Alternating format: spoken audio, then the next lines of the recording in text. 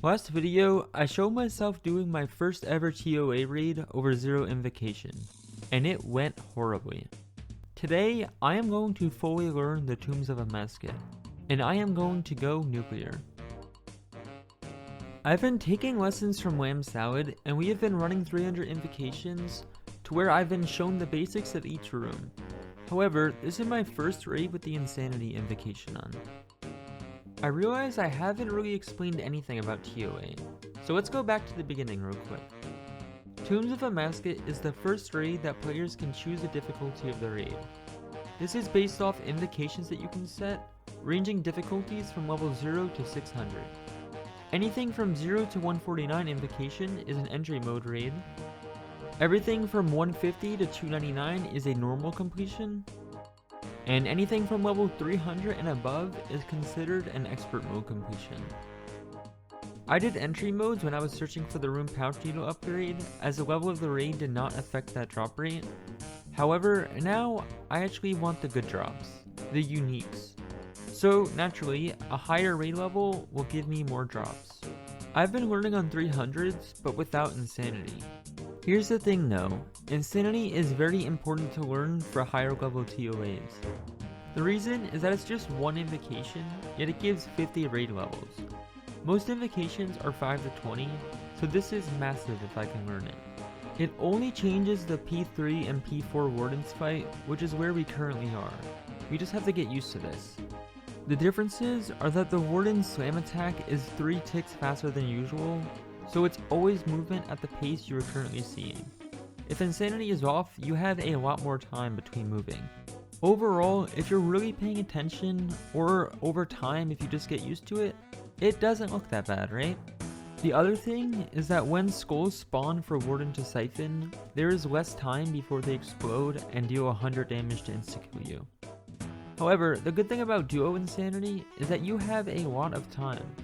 Whereas if I was soloing this with Insanity on, I would quite literally only have 2 ticks to lose, and anything more than that, I would explode.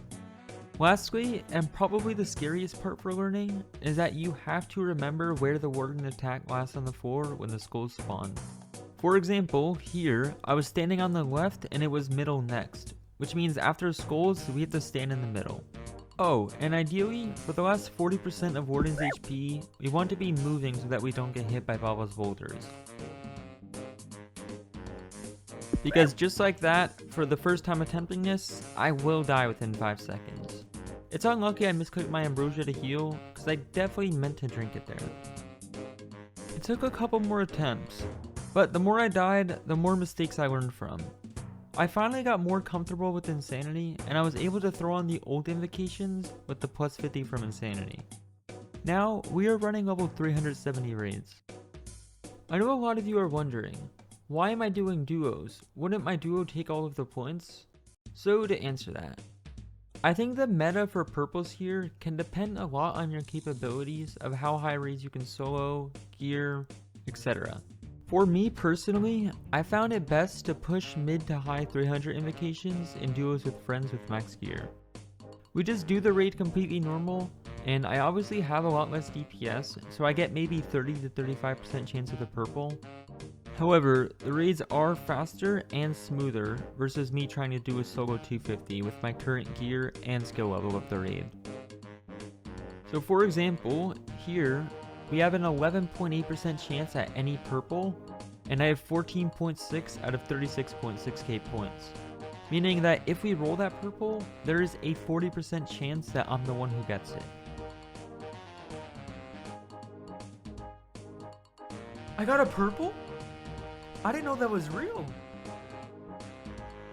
My first ever purple, 31 raids in.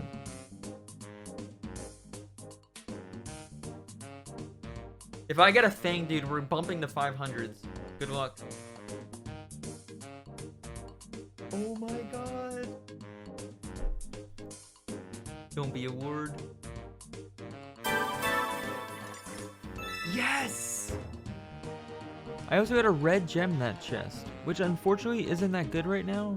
However, it was our second colored gem, which means the third will guaranteed be yellow, and that is the good one. Oh, I'm actually so happy I have a thing now. No more halberd. Before we continue today's video, let's check in with today's sponsor, Raycon Everyday Earbuds. These are built for gym, work, and phone calls, providing premium audio quality at an affordable price. I just got these in, so let's open them up. I got the forest green earbuds with the yellow sunset case. They also have a bunch of other colors that you can choose to suit your own style. These are wireless charging compatible. I've been using these for a bit now, and here's what you need to know. The battery life is 32 hours. That's multiple days without charging. Even better, 10 minutes of charging will get me 1.5 hours of use. So on that one day I may have forgotten to charge them, I'm good to go. They also have multi-point connectivity, meaning you can switch between a laptop and phone without dealing with that annoying disconnect-reconnect cycle. There's also active noise cancellation, which blocks out background noise surprisingly well. Try these out, they actually sit comfortably in my ears. They are also dust-proof and water resistant. You get all of these features at an affordable price, making Raycon the perfect mix of quality and affordability. Plus, they have a 30-day happiness guarantee with free returns, so there is zero risk in trying them. Buy these today. You can save up to 20% site-wide at buyraycon.com/GCW or click the link in the description. Huge thank you to Raycon for sponsoring the video, and now let's head back to it. 500s may have been a little bit of a meme, however, the Fang gives me so much extra DPS when I use melee. It is best in slot in Baba, Kefri, and Akka when you are meleeing him. It's pretty much best in slot everywhere in ToA, and could likely allow me to start soloing 300 to 350s. However, I'm going to keep learning with duos for now. Ideally, we want to try to push ourselves to doing level 400 soon. And there is a logical reason for this. The chance of rolling a purple in a raid is calculated exponentially up until level 400. Any levels you add after 400, it scales 3 times less. So for example, this is a rough calculation, but going from 380 invocation to 400 increases the purple chance roughly the same as going from 400 to 460. Going by this, 400 is a really nice sweet spot. One thing I will applaud Jagex on is that they did a really good job making it so that higher levels are still rewarded more, even at 500s and above. However, the biggest thing about grinding ToA is finding that sweet spot where you don't get overwhelmed and still get consistent completions while at least having a decent chance at a purple. That's why my current goal is to do 400s. Remember, it doesn't matter if it's a 300, 350, 400, or 450. At the end of the day, it doesn't take many misclicks to die here.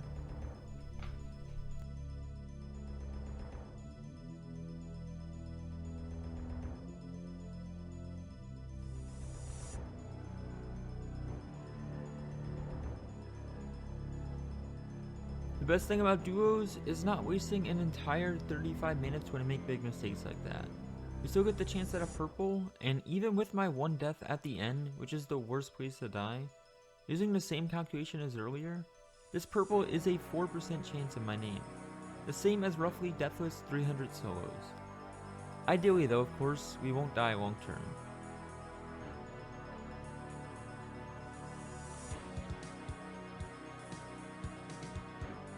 Oh my god, it's a purple. Wait, is this mine?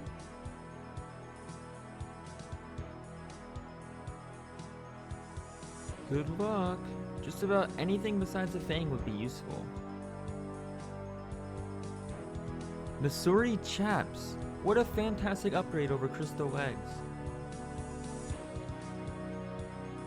Another great reason to do duos. Assuming you both know what you're doing, there's a lot of free AFK time for one person depending on the roles. For example, Red X Baba is 0 damage on anyone, and the person not actively doing it gets the full AFK for a bit.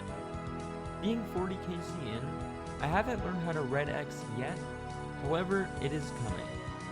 Today is a clean day. It's the first raid of the day and I am motivated. We're going to be flawless all day.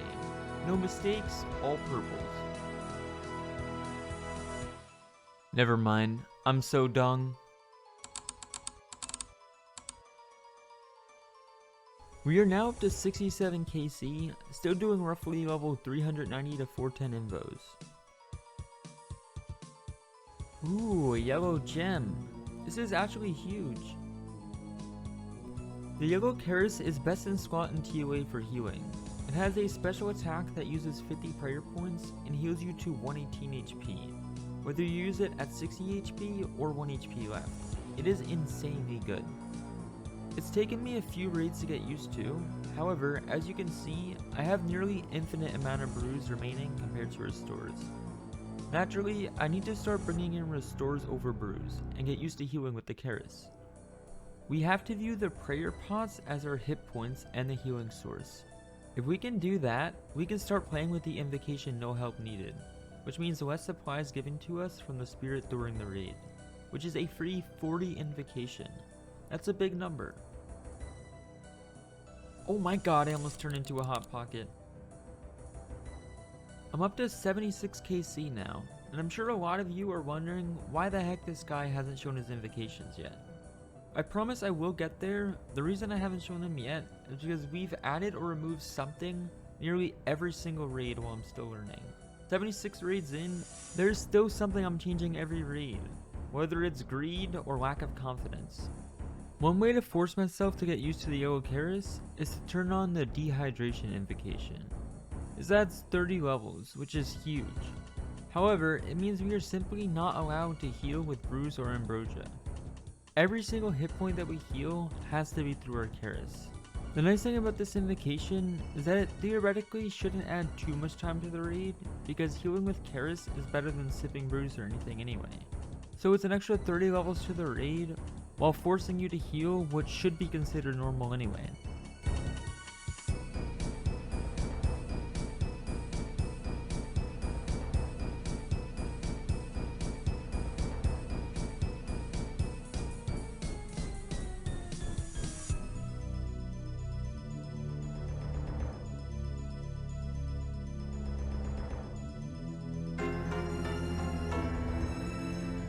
Okay, so our first death with Dehydration, we've simply learned not to get smited and to keep our prayer points high.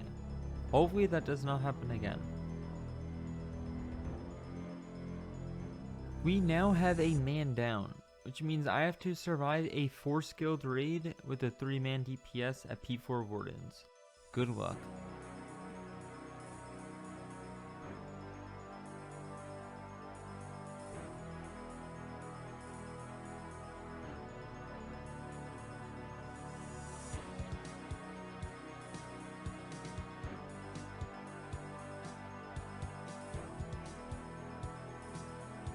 It was a 1-man clutch, but the raid has been completed.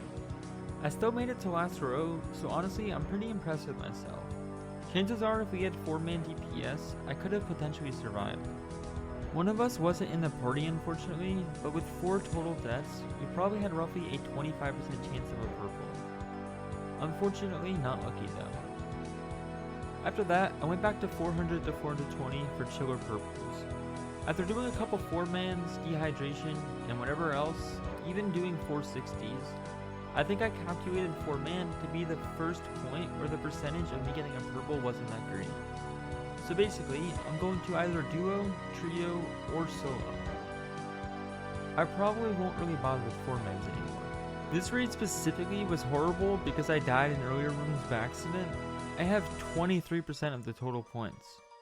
So 20% chance of an overall purple, and if we roll it, 23% chance it goes to my name. Good luck. Oh no way, I got rewarded.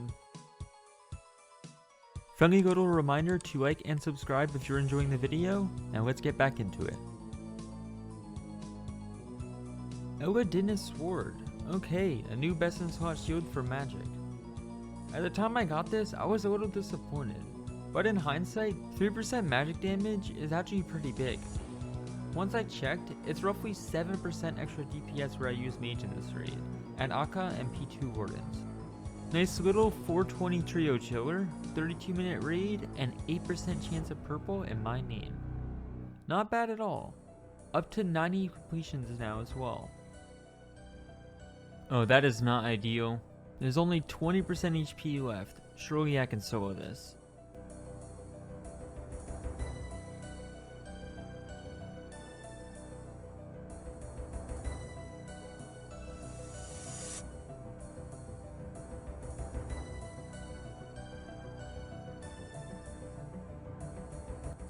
Clean. I've gotten used to my yellow Keris enough now to say I want to go for the Fang kit. In order to get the Fang kit, we have to complete a 500 invocation raid with 0 deaths in the team. Specifically myself, since I'm the most likely to die. Oops. Okay, never mind, that's just insane. Nice little warm-up raid here. We used all of our deaths now so that we can go flawless next raid. 1 out of 4 rooms done. I don't usually run more overlords because it adds too much time to the raid in my opinion. However, it's a very free 15 invocation as long as you set up to trap the familiar. These rooms are all basically the same as the 420s we've been running. It's just a matter of being slightly longer and having to pay attention. We got super lucky by leaving Keris and still only having a level 3 Z-back, so we decided to do that first. Because level 4 Z-back shoots giga fast, ideally in a clean 500, and especially a first 500, you want to have a level 3. Yet another one done. The only special thing about level 4 plus Akka is that it is 6 memories instead of 4 or 5. Doable.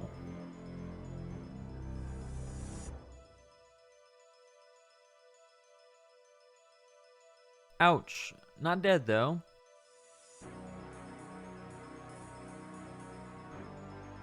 Alright, pacing. But realistically, the rooms are the easy part. P2 and P4 wardens are the concerning ones. Remember, we can only heal with our Keris. And because overly draining is on, every spec costs 100%, or 50% if I click my blue pot.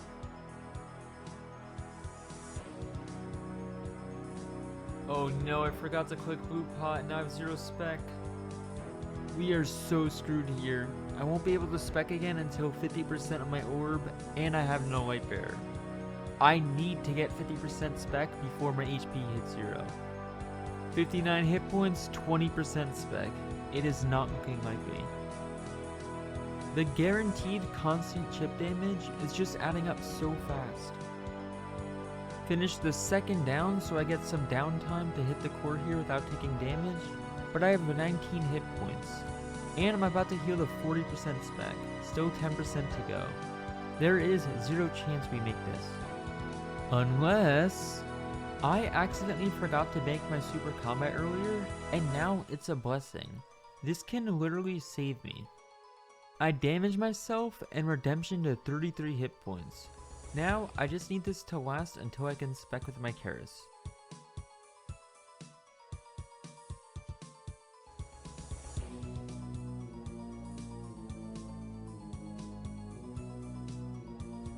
And it is saved.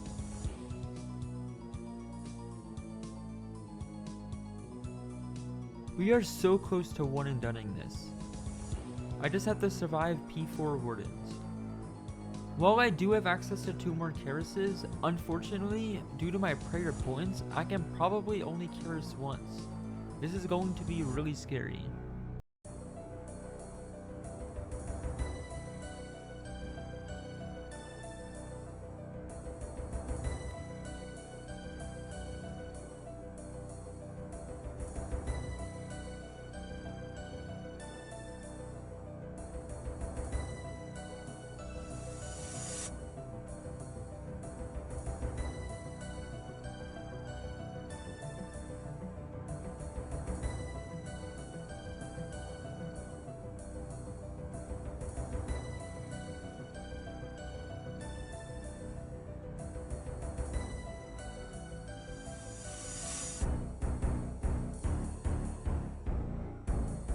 No! It was so close. No Fang kit, unfortunately, and that death lost us so many points. But man, 34% chance for the team for a purple? That is crazy good.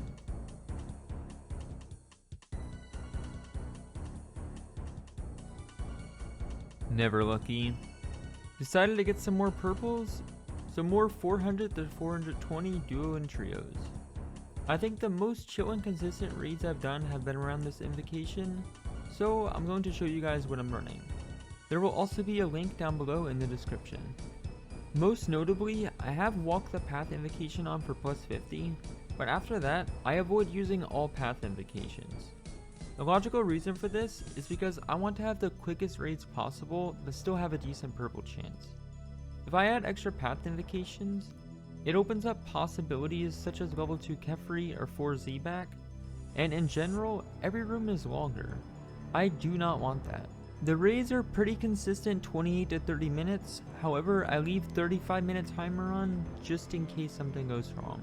For example, this raid, I have roughly a 7% chance at the purple, and the raid took me 28 minutes. This is about 14% an hour, which is very close, if not better than solos. 111 KC, next purple, let's go!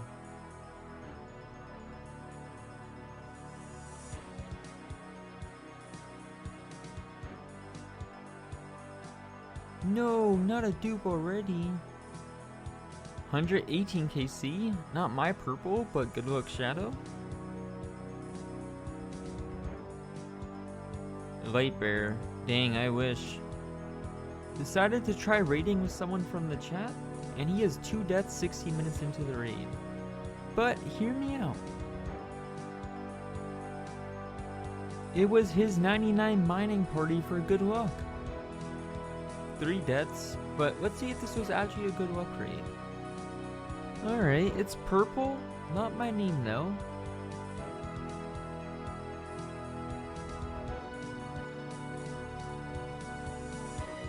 Oh, I got the pet. And all of that for a light bearer. I think it's time to run back the kit attempt. It's going to be the exact same raid as last time. I got rid of a couple switches, including my Eladinus ward, that way I could pack yak a couple restores and perma Keris during P4. The writing is on the wall. We were blessed with another level 3 Z-back. I can do this. Z-back complete, 1 room to go, and all that's special is 6 memories. I drank my blue pod during white ball phase, and since we are immediately going to Wardens after this, it should last. Hopefully I don't have a mishap like last time. Max HP, and still 50% spec for another Keris this time. We'll play it. Entering P3 Wardens with 9 restore doses now. This is pretty much the same scenario as last time, we just have to play better at the end. We can do this.